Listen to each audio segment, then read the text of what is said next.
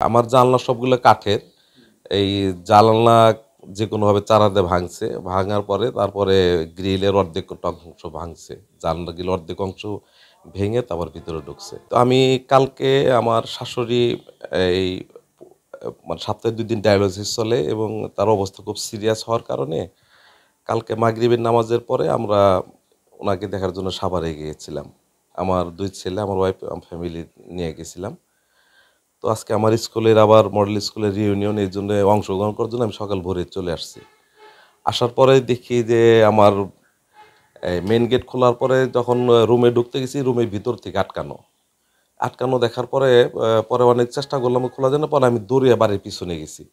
পিছনে যাওয়া দেখার পরে যে এই পাশে জানলা ভেঙে জানলা ভেঙে গ্রিল ভেঙে ঢুকছে। ঢোকার পরে লকারে যা ছিল, আমার একটা লকারে ছিল হলো ৫.৫ লাখ টাকা ছিল, ক্যাশ টাকা। এটা আজকে আমার একজনকে দেওয়ার কথা। হ্যাসেল ফ্রি জীবনের smart companion Walton home and kitchen appliance. আর আমার বাসার আমার ওয়াইফের গয়না ছিল মোটামুটি ২৭ ভরির মতো। এটা ২ জায়গায় ছিল।